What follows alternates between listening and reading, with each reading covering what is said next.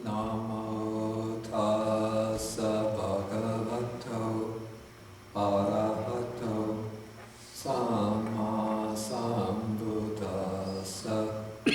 Namo tassa bhagavato arahato samma sambuddhassa. Namo tassa bhagavato arahato samma sambuddhassa. Okay, this is January 14th, 2012. Okay, good morning everyone.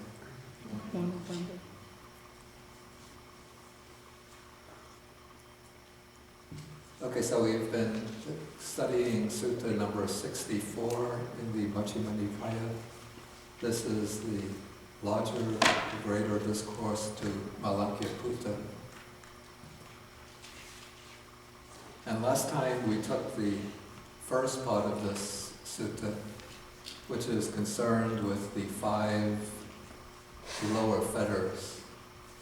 If you remember, just to summarize what I covered last time.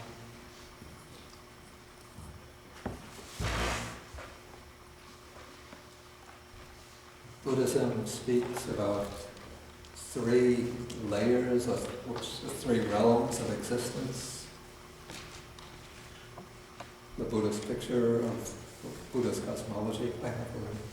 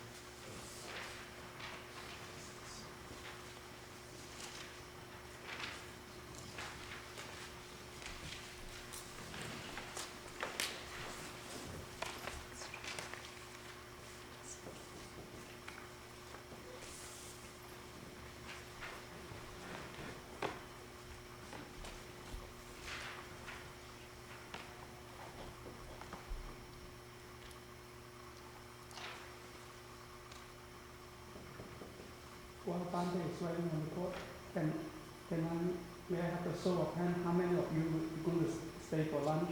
You're going to eat lunch?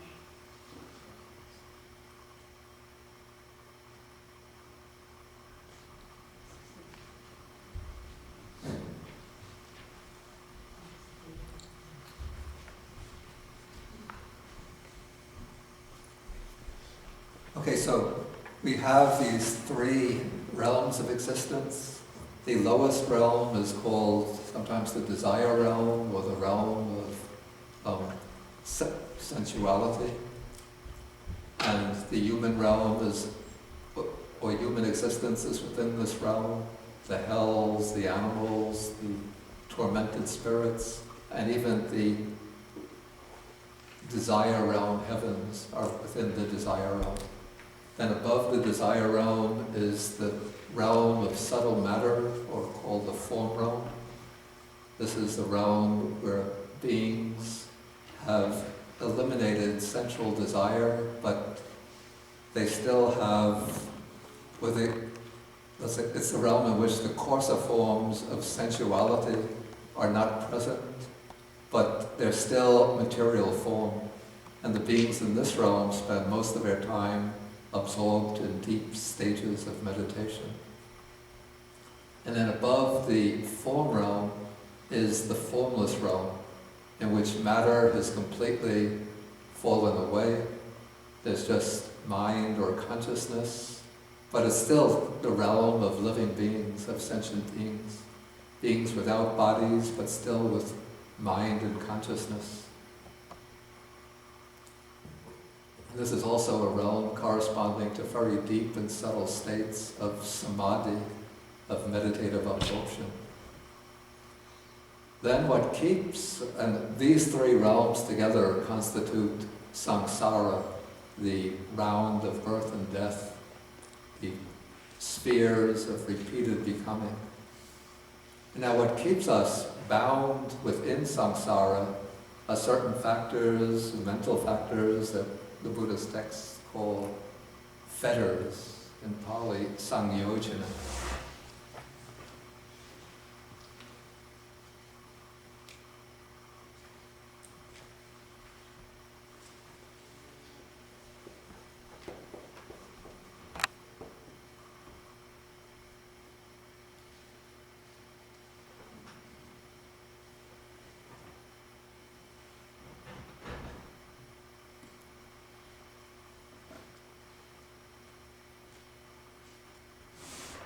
And of the 10 fetters or 10 sangyojana, 5 of them are called the lower fetters, because these are the fetters that bind us to the realm of desire, the desire realm. And so these 5 lower fetters are, can anybody enumerate them without looking at notes? Hammers to rules, essentially decide, ill will, and have no necessity. No, I just have 4, I didn't get 1, sorry.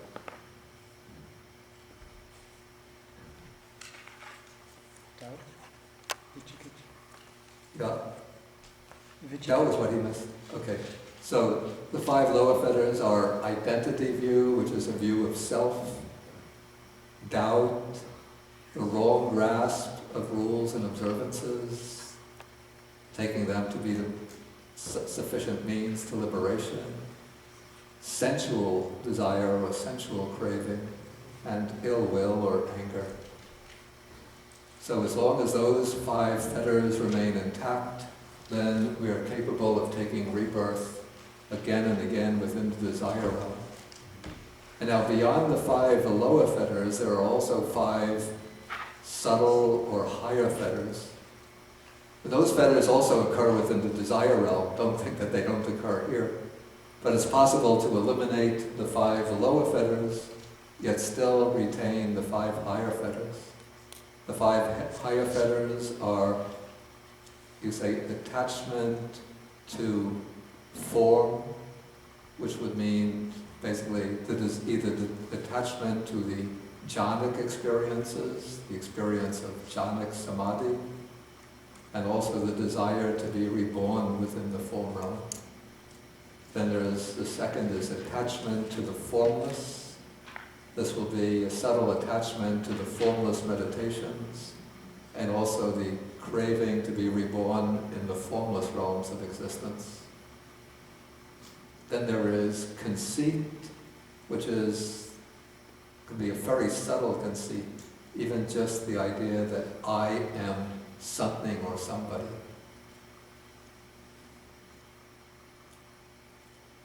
Then there's restlessness. Even a very subtle degree of agitation can remain in those who are capable of rebirth into these higher realms. And then the last fetter, which is at the root of the whole cycle of birth and death, is avijja, or ignorance, which means not knowing the way things really are. Yes, please. Yeah. Could you explain the difference between conceit and personality view? Yeah, basically, what's personality view or identity view is the view of a self as a concrete reality, and it through forming a view, one attempts to set that idea of self in relation, to give it some kind of substance or identity by identifying the self either with one or another of the 5 aggregates, or else putting it in relationship to the 5 aggregates. The self is either form, feeling, perception, mental activities, or consciousness, or else the self is that which possesses them, or the self is within them, or the self is outside of them. So one is giving some kind of content to the idea of self, whereas the conceit, I am, is what underlies identity view, but it's just the idea that I am something real. But it hasn't yet reached the point of trying to fill in the content of that idea of what I am. So the conceit I am, we could say, is the idea I am something, and then when one tries to figure out what is that something, then one sets it in relation to the five aggregates, and then one fills in the something with some kind of content, and then that becomes the identity view.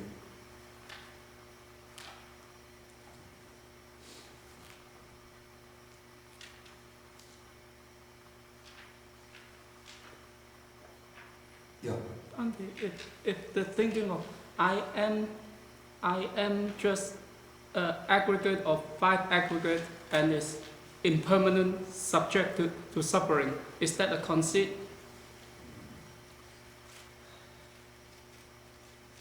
No, that would be a view, still a view of self.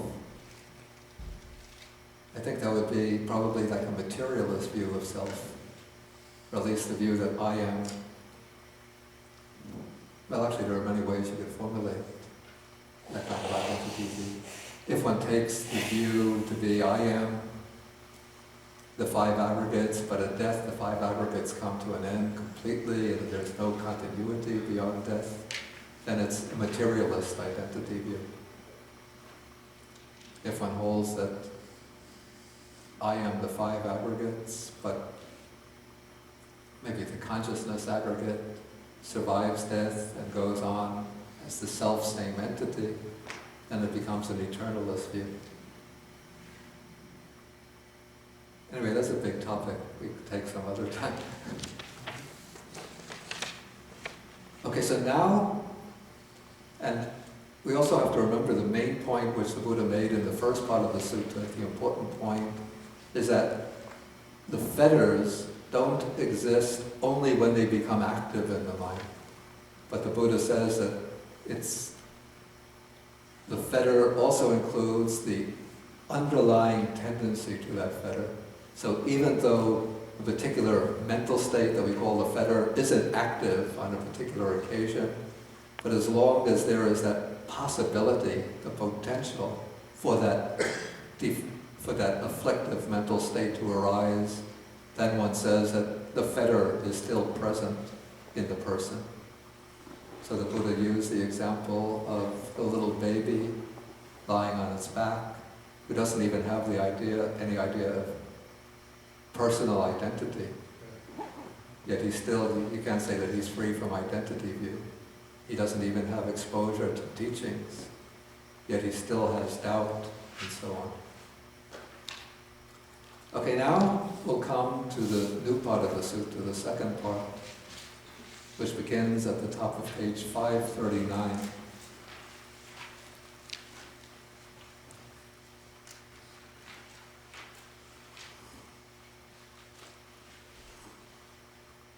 So now the Buddha is going to teach the way to abandoning the five lower fetters.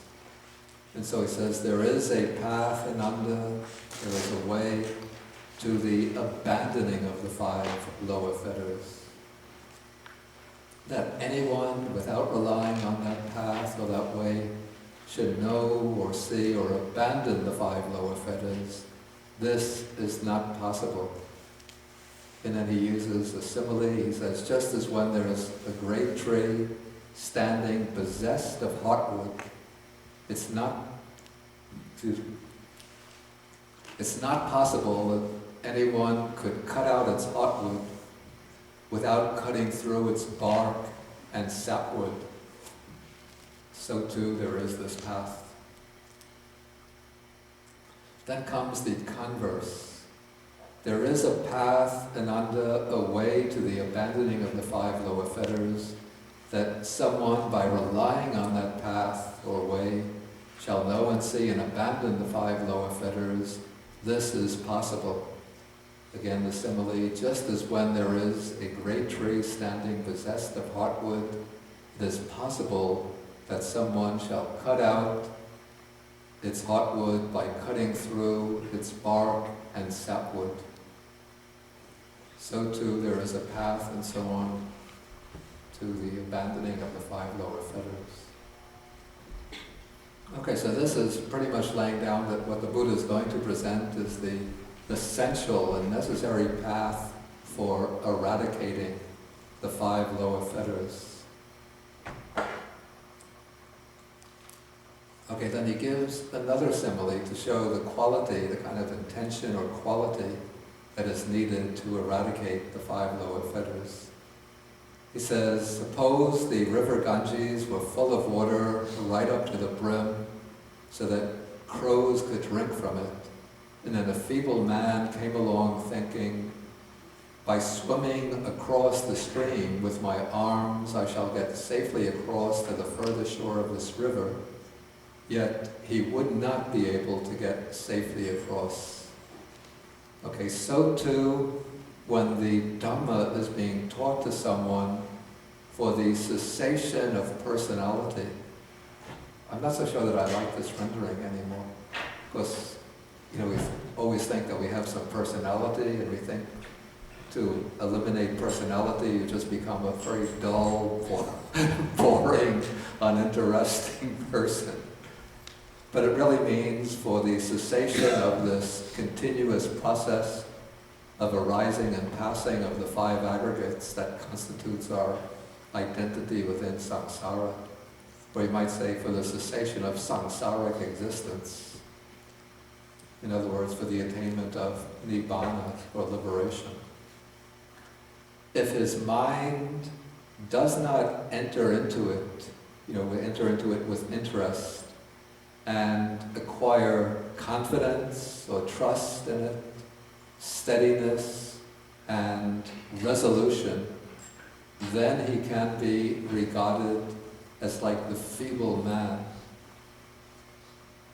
Okay, then comes the simile of the river again, and the man comes along who wants to get across, and then so too when the Dhamma is being taught to someone for the cessation of, you could say, conditioned existence or samsaric existence, if his mind enters into it, with keen interest and desire, and he acquires confidence, steadiness, and resolution, then he can be regarded as like the strong man. Okay, so the qualities needed to break the 5 fetters and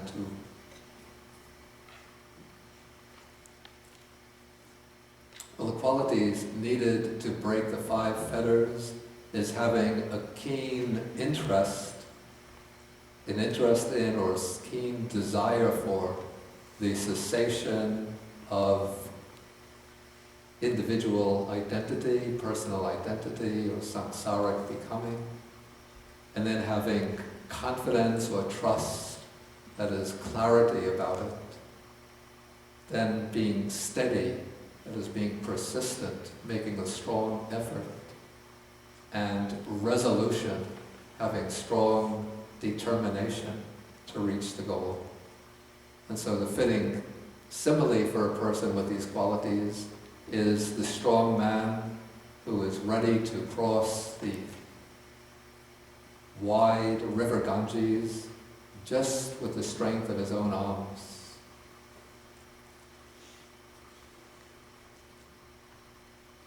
Okay, so now that is sort of a way of building up to the climax. Now comes the actual presentation of the way to abandoning the 5 letters. Okay, here, with seclusion from the acquisitions or possessions. And what's meant here, well, we have an important word here, upati.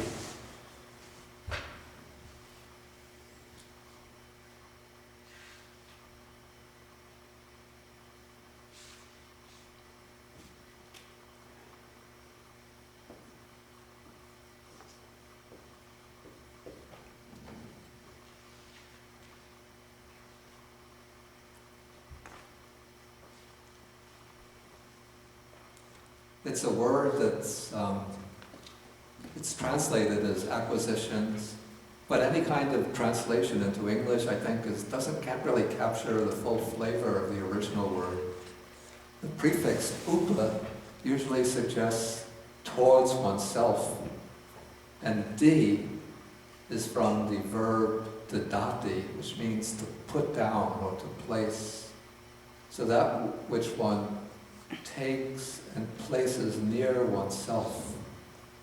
So you might even translate it, I've tried experimenting with assets, though it didn't work out in all contexts. But here it seems to work well. The things that one takes up and brings to oneself, maybe even appropriations would be good, and then claims possession over them. So we could say that attachment is the internal or psychological aspect of upati, and then the things that one becomes attached to is the objective aspect. And so we have this subjective play, or this play of the subjective attachment, reaching out, grasping things, that's upadana, and taking them to oneself, and then they become one's upati, one's acquisitions or possessions. So sometimes they're identified with material possessions, sometimes with the five aggregates.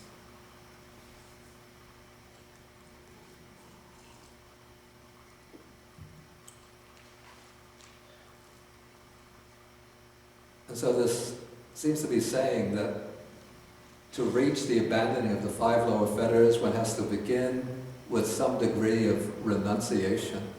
Perhaps not entirely an outward renunciation, but there should be a kind of inward renunciation of this acquisitiveness.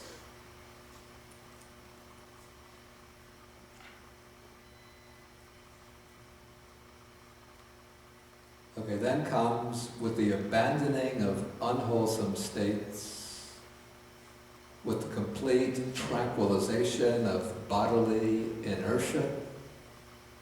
It seems to me that due to the, I'm not so sure that inertia is really a good rendering. I take this to be bodily disturbance. You know, when one first sits down to meditate, there's a certain, before the mind really settles in, there's a certain agitation in the body, a little bit of maybe bodily restlessness, coarse feelings in the body.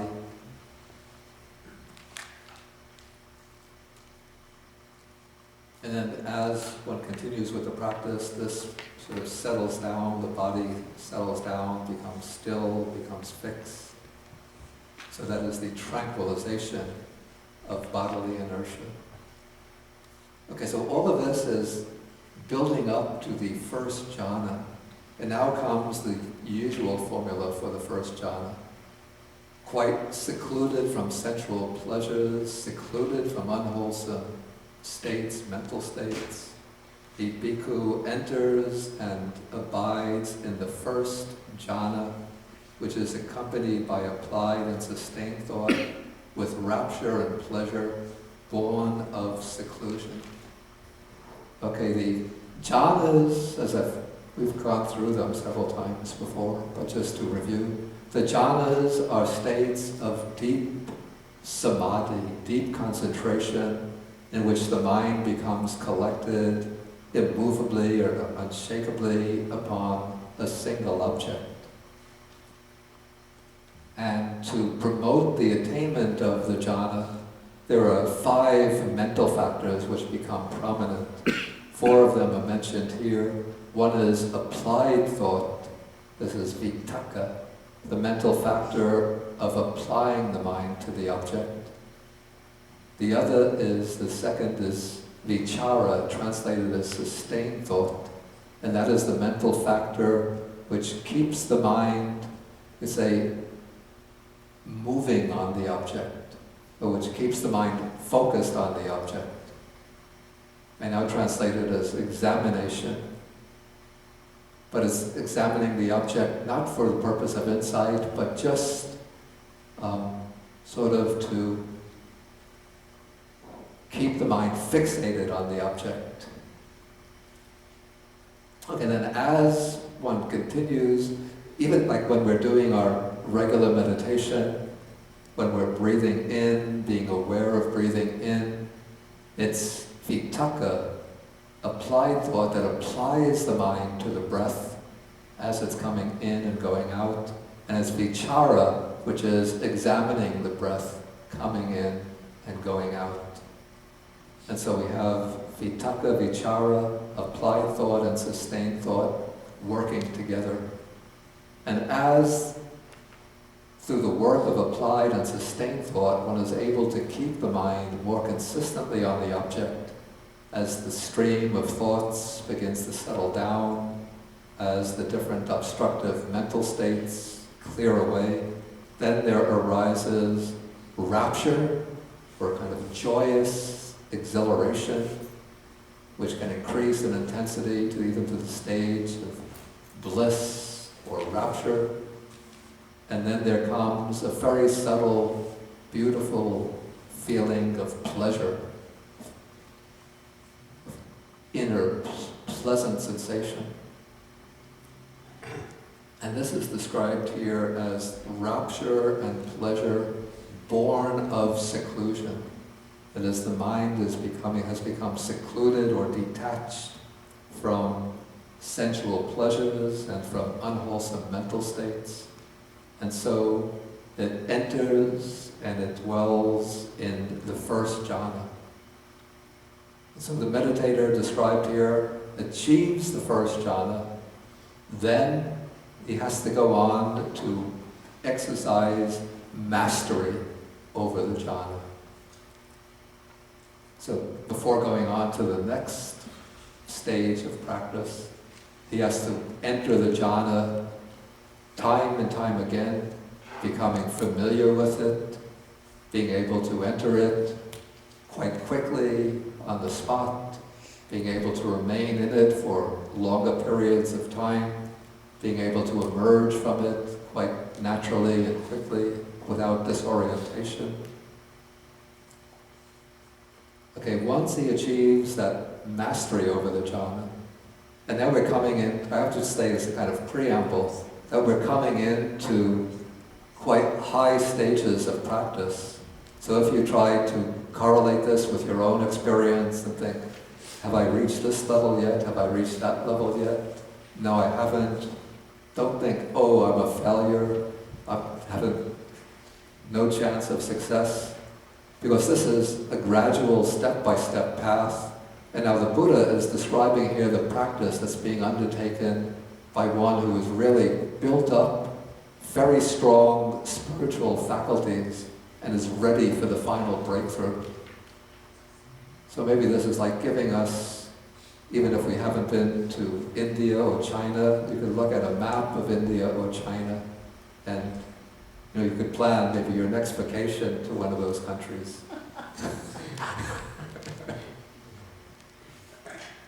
But don't think that, first don't think that because I haven't been to India or China, I'm a failure. And also don't think that it's impossible for me to get to India or China. If you go there and if you prepare well in advance by checking your map, getting a tour book, finding the interesting places to visit, then when you get to China or India, you'll know your way around. Okay, so now, after the meditator has entered and mastered the first jhana, now he's going to move to the development of insight. This will be the practice of vipassana, based on and directed to the jhana. So the text says, whatever exists there of material form, feeling, perception, formations or volitional activities, and consciousness, he sees those states. Okay, I just want to pause here. Okay, so now what the meditator has done after attaining and mastering the jhana, he emerges from the jhana And his mind is now very powerful, very clear. It's like a bright searchlight. And he's able to turn that bright searchlight-like mind upon the jhanic experience. And instead of just grasping the jhanic experience, becoming attached to it and delighting in it, he dissects the jhana into its constituents or components.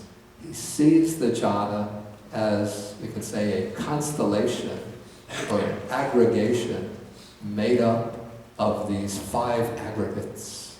Also, in the jhana, just like in any experience, there are the 5 aggregates. So he dissects the jhana into these 5 factors. There is material form, beginning with the physical body, which is the basis of practice, but especially the jhana usually takes as its object some kind of subtle form, like a visualized light or circle of light.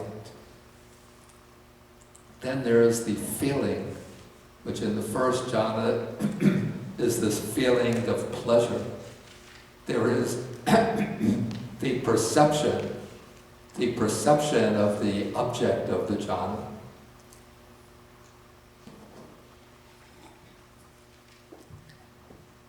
There are the volitional activities, all the volitional states involved in keeping the mind on the object of jhana.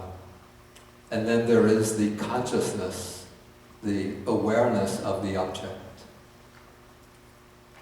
So he sees the experience now in terms of the 5 aggregates.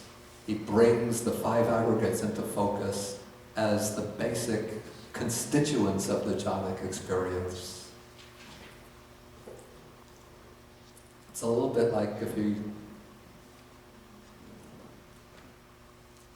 I take this piece of paper, say, it looks like a solid white sheet, but if I put it under a very high, very powerful microscope, then I will be able to see maybe the cells of the cellulose.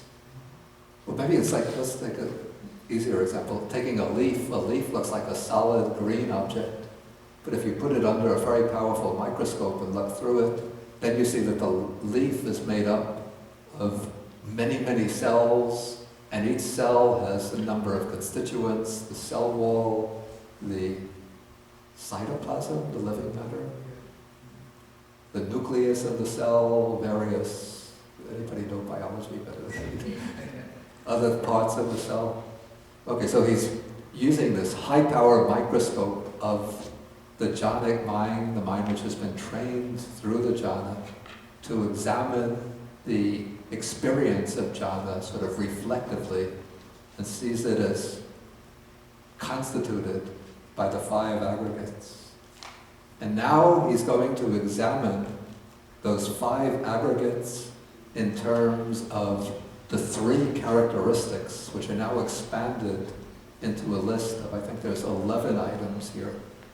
He sees those states, those factors, those dharmas, as being impermanent, as dukkha, suffering, again, that's not so satisfactory. Maybe you could say it's defective, deficient, inadequate. As a disease, a tumor, a barb, a calamity, an affliction, as alien, as disintegrating, as sunya, which here is empty or void, as not self. So here we have 11 characteristics which are ascribed to the 5 aggregates. So many of them are just elaborations of dukkha, of suffering. So we have disease, tumor, barb, calamity, affliction. Those are in a way just bringing out the different aspects of dukkha. And we have to realize, these very powerful statement And for an untrained mind, the jhana, it's extremely blissful and delightful experience. But if one regards it as blissful and delightful, then there will come in a subtle attachment to it. And when there's a subtle attachment to the jhana and that attachment is not eliminated, what does it serve as a condition for?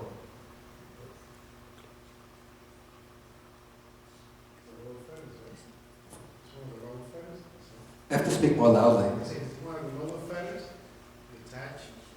It's an attachment, but it's not a lower fetter. When you're close,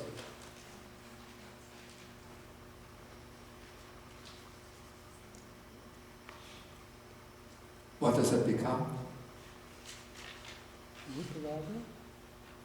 Rupa raga? Exactly. It's rupa raga, or attachment to form. And it becomes a cause for rebirth into the form realm. So the Buddha is using strong language here, probably because, that bliss of the jhana is so exhilarating, so delightful, that he has to use that strong language in order to cut away at the subtle attachment to it.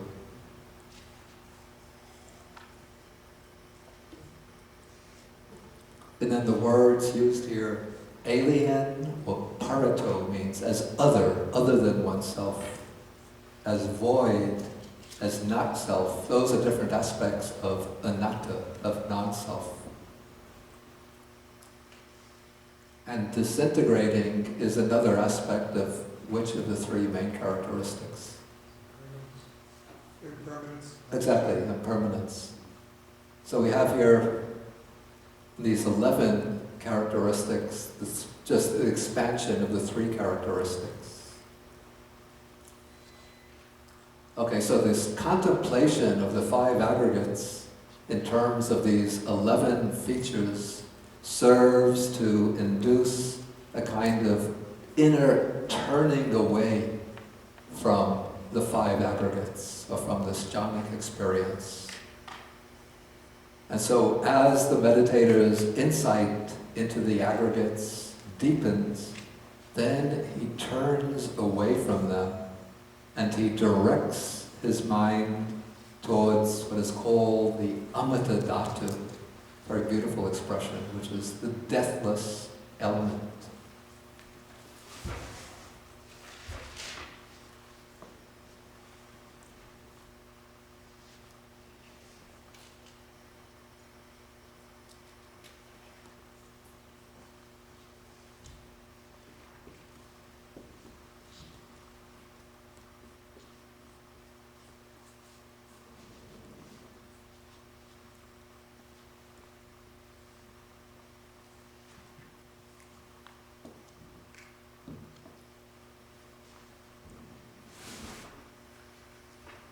Okay, so first he directs the mind towards the deathless element as a kind of aspiration, kind of yearning or aspiration to reach the deathless, to reach liberation. And he does so by reflecting, this is the peaceful, this is the sublime, that is the stilling of all formations, the relinquishing of all, I see something was not yet corrected. It should be the relinquishing of all acquisitions. That's better. Sabupati patini sago. The destruction of craving, dispassion, cessation, nibbana. So first he brings nibbana into range through reflection and through aspiration. But as the insight goes deeper and the aspiration becomes stronger, then the mind actually turns away from all of the conditioned phenomena of the five aggregates and brings nibbana itself into focus. So the mind, in a sense you could say, launches out upon nibbana, or it hits nibbana as its object of realization. And when this happens, the text goes on, if he is steady in that, if he is firm and steady in that, and his faculties are strong and powerful enough, then right on the spot he attains the destruction of the taints. That is, the destruction of the asavas, of the deep primordial drives that keep one tied to samsara. So that means if he's steady in that, he'll achieve arahatship, complete liberation from birth and death. But if he does not attain the destruction of the taints because he still has some kind of subtle desire for the Dhamma or delight in the Dhamma, then he can still go on and destroy the 5 lower fetters. Then he doesn't achieve complete liberation, but he becomes one due to take rebirth spontaneously in what are called the pure abodes, and there attain final nibbana without ever returning from that world. Okay, let me just finish.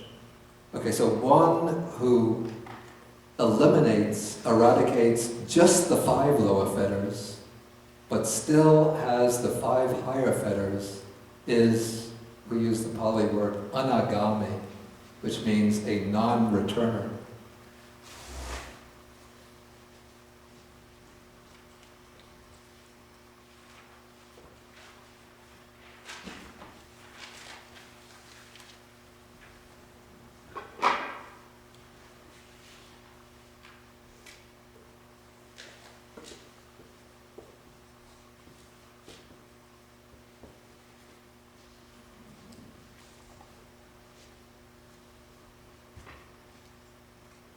Okay, so this disciple, the anagami, is somebody who is bound for liberation.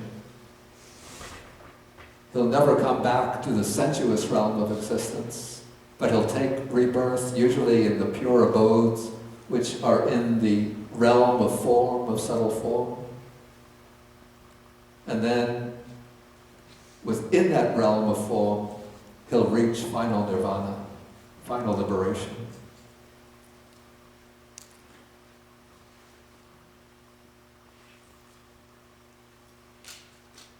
Okay, so this is said to be the path and way to the abandoning of the 5 lower fetters. Okay. What's meant by Dhamma here? Is it? Yeah, okay, that's an interesting question. I have to say, the text itself is not really explicit about it. The commentary identifies this with, it says, an attachment to jhana and insight, or to serenity and insight. I think that's what it says. So is it kind of a mental formation?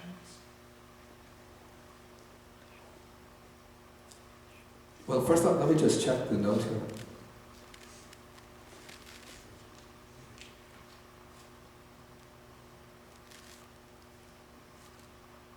Which refers me to 553.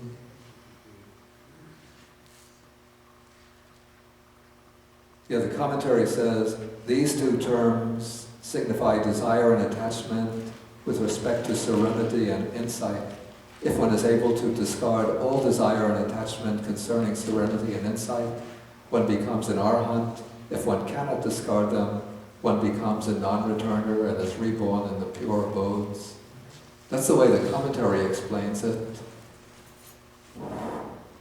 Sometimes I'm not sure if the commentary is right. It could be just, I just don't know. But it could be just somebody takes this, has this, some desire and attachment, even to that state itself, to the state of maybe of becoming an arhat. And so if there's some subtle desire or attachment to that, with the idea that I will be an arhat, I will be enlightened, that becomes the hindrance.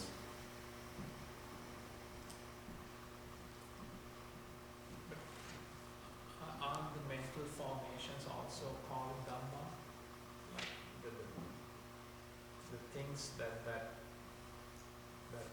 crop up in your mind? Yeah, those are called dhammas, but I'm not sure that that would be intended here. It could be either attachment to the practice, which is what the commentary says, or it could be some attachment or yearning, a kind of self-centered yearning for the goal.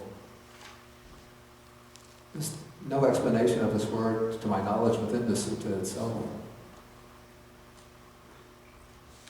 Anybody else have any questions at this point? Okay, if there's that mobile microphone, it would be good to pass that around.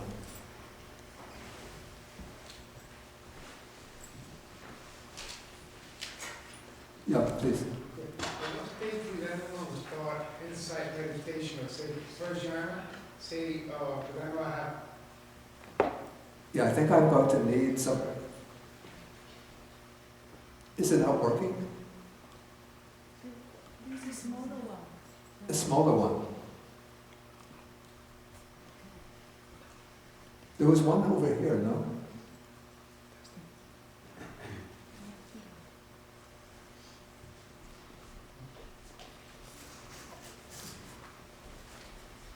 Okay, maybe just speak loudly. Okay. I've been explained this a few times, and I have been confused. Since I have practiced insight meditation, I Yeah, have not. I mean, I've seen people that have not have yet experienced the first jhana, yeah, and I was told that yes, you can practice insight meditation. But say in this case here, it shows that if you go into the first jhana, you can be raptured and actually get. Actually, I would say we're stuck into the first jhana because you're experiencing, a sublime bliss. But we just thought that Vipassana or Vipassani at the first jhana experience, or would you just say it could be anywhere before? I mean, the question is, when do you start? okay, I understand. Let me just repeat the question for the camera. The question is, basically, to simplify it, whether it's necessary to achieve jhana before beginning to practice vipassana, or whether one could start directly by practicing vipassana. Is that the point of the question? Okay, the way I understand it, there are different approaches to practice which are suited for different people. And so one approach is to begin with we call samadhi meditation, serenity meditation, which is intended to promote attainment of the jhana, and then on the basis of the jhana one goes on to develop insight. The other approach begins with vipassana meditation. It doesn't really begin with vipassana itself. Vipassana means insight, but vipassana meditation is a kind of meditation which is intended to promote the arising of insight without necessarily depending upon the base of jhana. Okay. I was told that before by the teacher, but I was thinking that you would have to experience a first, second, third, fourth jhana in order to actually, experience, greater, experience the insight meditation, or that doesn't matter, you're saying, you go either way. To develop insight meditation, in my understanding, it's not necessary to have prior attainment of the jhana. Now, this sutta is intended to show the way for the eradication of the 5 lower fetters. And so it seems to me that the Buddha is bringing in jhana here because the jhana will serve as a base for eradicating the 5 fetters all at one stroke. So it's when the meditator has both jhana and vipassana and insight, that he can, in one stroke, either go directly to arhatship, or if he doesn't reach arhatship in this one stroke, then he'll come out as a non-returner. But for people like us who are still in quote, preparatory stages of training, then one finds whichever method works best for oneself. But what's certainly true is that to gain liberation, vipassana has to come into the practice, whether at the beginning, starting from the direct insight approach, or else developing jhana first, and then bringing in insight. David? Yes. This seems to be focused on altering one's rebirth in some ways. Gaining insight or becoming free of these fetters so that when it's possible to gain these. Now, that's a focus on something in the future. Yeah. But what about what's going on at the moment with that individual? What benefit is it now as opposed to somewhere down? Do you understand the question that I'm asking? I think I understand. Well, certainly this individual who's practicing in this way will be experiencing a lot of personal benefits here and now. Right. Since this person is able to enter the first jhana, that means he has access to this very happy and blissful state. Right. And it means that his mind is free, I mean not permanently, but at least temporarily. He's free from the 5 hindrances of sensual craving, ill will, dullness and drowsiness, restlessness, doubt. And he'll have a keen insight, be able to examine the nature of things very keenly and sharply. Right. But the focus, when you're talking about it, is not necessarily you, but is on rebirth, moving into a different realm. Not so much on the benefits of the present moment. Well, you see, the Buddha presents his teaching in different ways for different people. And so for those who are focused more on the here and now, then he'll give teachings which are more beneficial to them in their day-to-day life here and now. But this is the teaching which is given for those who are aiming to go to the far shore. And it's not so much aimed at a better rebirth, but this is the teaching for breaking free from the cycle of rebirths, the cycle of birth and death. And so even though for one who doesn't reach full liberation, they will get the better rebirth by being reborn in the pure abodes. But if one is practicing in this way and one doesn't even become a non-returner, but one will still get a better rebirth and have greater happiness and peace here and now. I didn't get the point when you explained meditator emerge from the jhana and contemplates the 5 aggregates. When he emerges from the jhana and contemplates the 5 aggregates, does he contemplate the 5 aggregates in the jhana that are already passed? That's an interesting question. Okay, so the question is, I said that the meditator emerges from the jhana and then contemplates the 5 aggregates. And so the question is he contemplating the aggregates of the first jhana, which maybe logically it wouldn't be possible because he's come out from the jhana, or is he contemplating the 5 aggregates within his present experience? I have to say, the way I read the text, it's saying that he's contemplating the aggregates that existed within the jhana. Even though those aggregates don't presently exist, but he's able to, he knows the experience of the jhana, and so he's able to reflect back upon them, and then retrospectively examine the factors that existed within that jhana. Because it says, whatever exists therein. I don't have the Pali text in front of me. I think it's yad ati tatta, yad ati tatta, rupagatam, vedanagattam, sangyagatam, sankaragatam, vijnanagatam. The text doesn't say he emerges. Yeah, that is so. And this is, I should say that there's difference of opinion between people, whether one emerges from the jhana in order to contemplate it with insight, or whether one actually contemplates it with insight while one is still in the jhana. The commentarial tradition, which I follow on this point, says that one emerges from the jhana. Because I just don't know, especially as one gets to the higher jhanas, after the first jhana, vitakka and vichara, thought and examination, are eliminated. And so how could one then contemplate the factors of the jhana as being impermanent, dukkha, a disease, tumor, barb, and so on, if there's no thought or examination occurring. It seems problematic to me. So I take it that one emerges from the jhana and then retrospectively examines those factors as they existed within the jhana.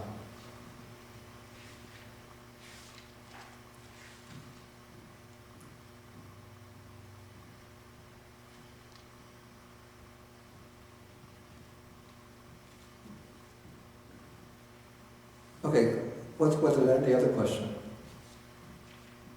Let me just quickly look at the questions that came from the internet. Okay, what is the Pali for personality, and does it differ from identity? The Pali word is Sakaya, and the word used to be rendered personality. I don't know who started that, and I follow that here. But I think it's not a satisfactory rendering, because personality usually means something like your character, whether he has an outgoing personality, an introspective personality, a gloomy personality, a cheerful personality. But that's not what's meant by Sakaya. Sakaya means the 5 aggregates connected with attachment.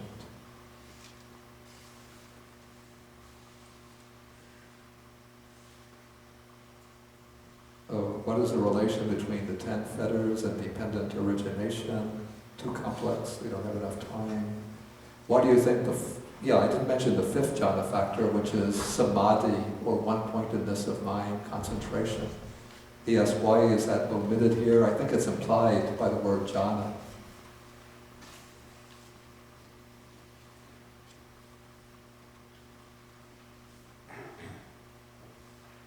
Sometimes the question's too complicated to answer. What does amata dhatu mean literally? Literally it means deathless element. And how does it differ from nibbana? It doesn't differ from nibbana. It is a synonym for nibbana.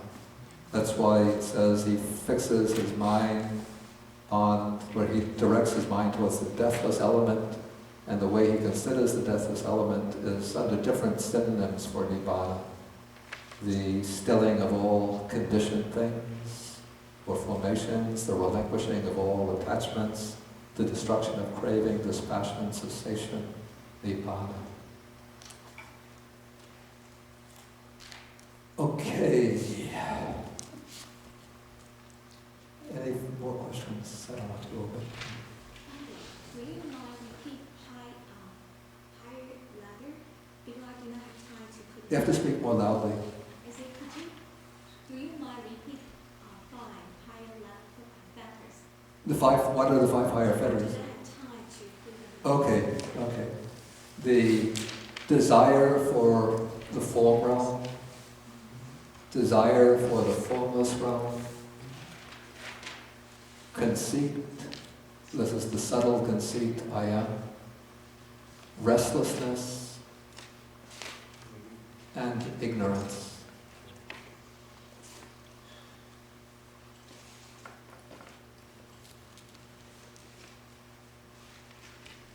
Okay, the rest of the sutta now continues. It goes through each of the other 4 jhana containments, or it goes through the remaining 3 jhana containments. It just, in the text, the formula is abridged, and it applies the same process of contemplation to those attainments.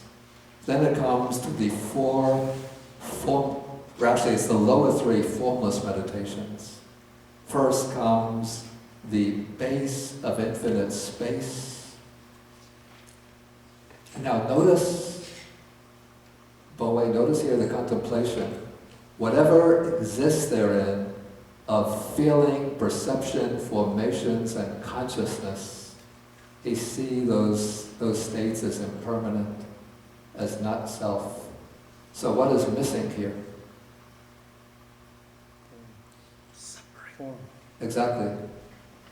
So it's material form that's missing. And it's not a typographical error or an editing error, but formless meditation, of course the body, the physical body of the meditator is still present, but what the meditator is experiencing, in the meditator's actual experience, there's no form. He's just experiencing the infinity of space. And so when he does the contemplation, form is not included. Okay, then he moves on to the base of infinite consciousness. Again, the same contemplation. Then he comes to the base of, it's called the base of nothingness. Again, these are very high states of samadhi meditation. These are not states in themselves of insight, but these are different stages in the collecting of the mind, in the increasing intensity of mental unification, whereby the object is becoming subtler and subtler and subtler, till we would say that consciousness is reaching a point where it's on the very pinnacle of conscious awareness.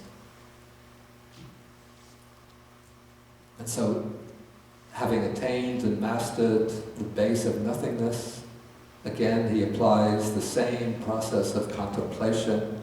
Again here, material form is omitted, because in the base of nothingness there's no form, but they're still present in the experience, feeling, perception, mental formations, and consciousness.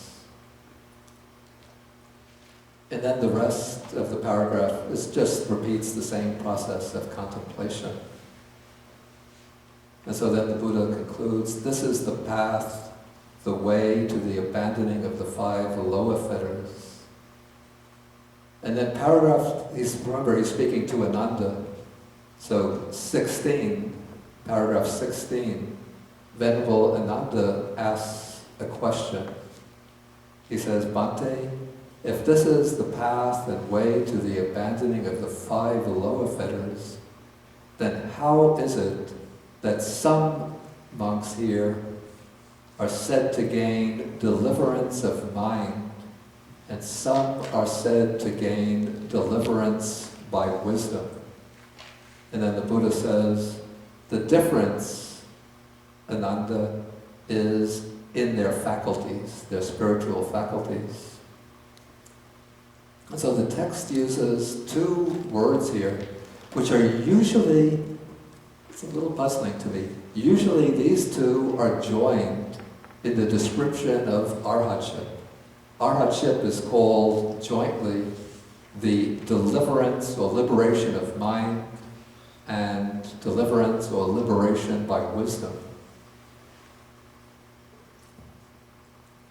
Yet here a distinction is being made between those who gain deliverance of mind and those who gain deliverance by wisdom. The commentary gives an explanation which, again, I'm not sure that I find it completely convincing. If you want to turn to see what the commentary says, it's on page 1268. It says, among those who proceed by way of serenity, one monk emphasizes unification of mind. He is said to gain deliverance of mind. Another emphasizes wisdom. He is said to gain deliverance by wisdom. So what's the difference? I don't see I understand the difference in here, but I don't see what you gain. One is the mind, and the other one is the mental forms, the fetters. I can't hear so well. So one will say, okay, we will say. We had 2 microphones at the beginning. The other one wasn't working. Nothing more. Okay, the levels of mind and the levels of wisdom, what would be the difference there? I mean, that you gain? I'm not really clear about the meaning of this. I would think that Ananda is speaking about a distinction between 2 types of arhats. One who gains deliverance of mind, and another one who calls deliverance by wisdom. Now, other texts there are some texts which make a distinction between two types of arhats. One is called liberated in both ways. The other is called liberated by wisdom. Now the one who is liberated in both ways is a meditator who gains the formless meditations, the formless samadhis, and also achieves arhatship. So through the power of samadhi, by gaining the formless meditations, he's liberated in mind. And through the power of wisdom, which eradicates the defilements, he's liberated by wisdom. Okay, that's one type of arhat, liberated in both ways, in both respects. The other type is called liberated by wisdom. And this is the meditator who doesn't gain the formless meditations, but still gains liberation through the power of wisdom. He can have the jhanas, but not the formless meditations. And so he eradicates all defilements through wisdom, and he becomes liberated by wisdom. And so that's the usual distinction, liberated in both ways. It's like two formulas, but they both get to the same path. It's like two formulas, but they both lead to the same path. Yeah. But this is very unusual, I think this is the only place in the suttas that I know of where a distinction is made between those who are said to gain liberation of mind and those who gain liberation by wisdom. So I'm not sure of the meaning. What's in this commentary, what's meant by emphasizes unification of mind? What is unification? Unification of mind is probably citta ekagata, one-pointedness of mind. And that means basically samadhi or serenity.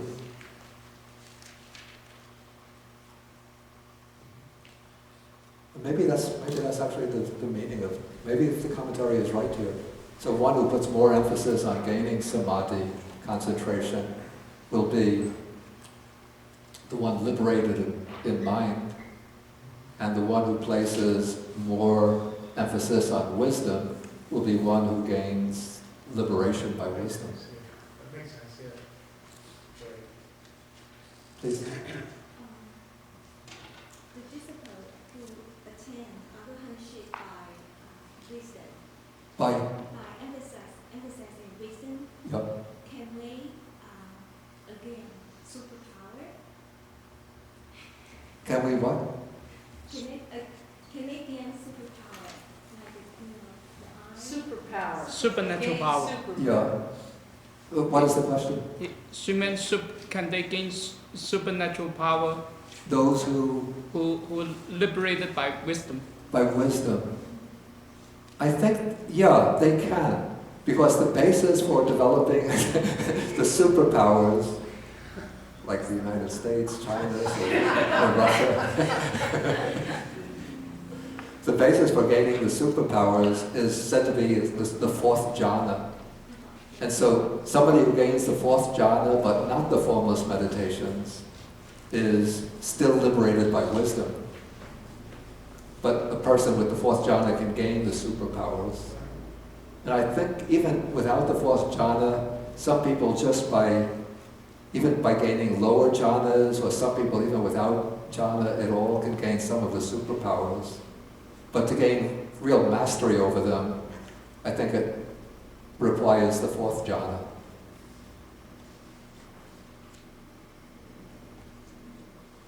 But if you want to get them, I could sell them to you cheap. By wisdom, I assume you mean right view, right thoughts, which you can obtain through Vipassana meditation. That's just focusing on that. Yeah, but this is actually panya. So right view can mean just like conceptual right understanding.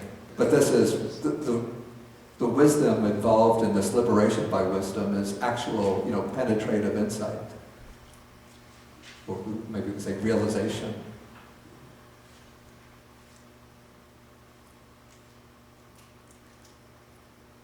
Okay, were there any questions from the internet? Yes. She said, never mind my question. Excuse me?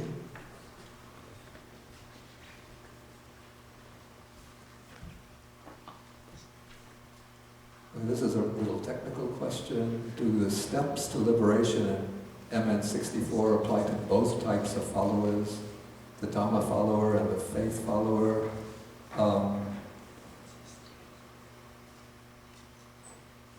have to say the sutta is not explicit about that.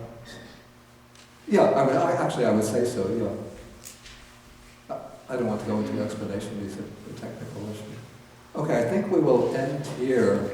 I had handed out of curiosity, I had looked at, in the Chinese agamas, there's a counterpart to the sutta. And I looked at that sutta, which occurs in the Chinese counterpart of the Majjhima Nikaya. And then I translated the portion that corresponds to the second half of this sutta, thinking it would make some interesting points. There were some interesting points of comparison. I thought I would have enough time to go through some of the differences, but time is running out. But the pages have been printed out and handed out, so all of you can take them and look at them at your leisure.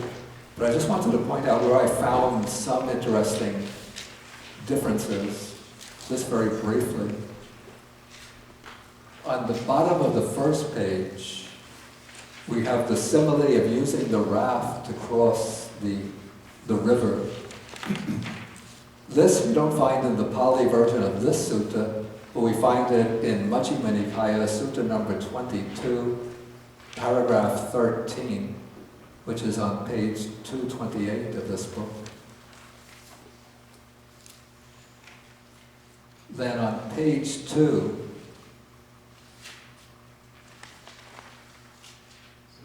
in about the middle, where we have the more detailed treatment of the base of nothingness, we find that kind of contemplation as impermanent, as arising and passing away, by way of dispassion, cessation, abandoning, and relinquishment, and so on. This corresponds to Majjhima Nikaya, Sutta number 37, section 3, on page 334. Then the third paragraph from the end, Ananda's last question to the Buddha. First, his last question to the Buddha, or his statement about it, that it's wonderful how a monk depends on one support or another to cross over the taints. This corresponds to Majjhima Nikaya 106, paragraph 13, page 873 of the translation.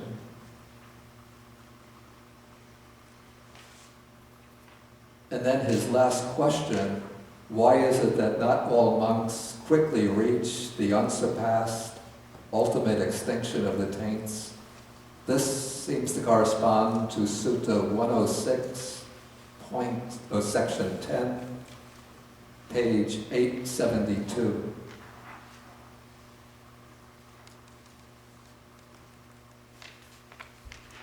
So those of you who are interested in examining sort of the differences between different textual versions of a text can look this over at your leisure.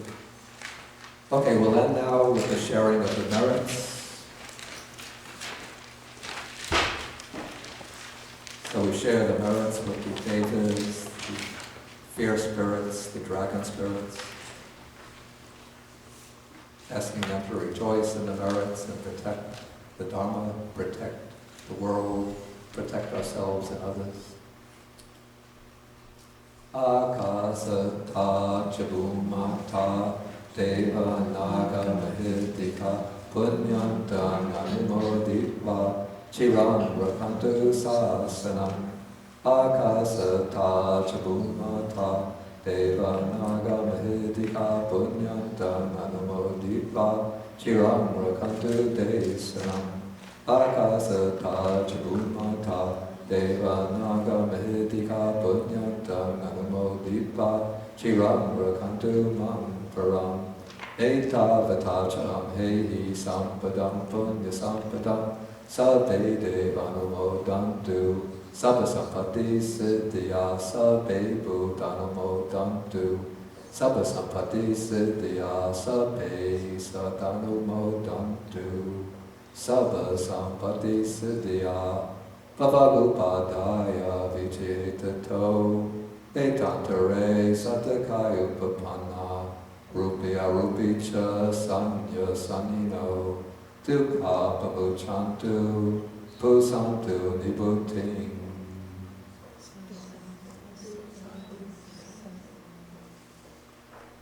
Okay, we will break now, and then after lunch, coming back, say about 12 o'clock, maybe 10 after 12, we'll have a little discussion period.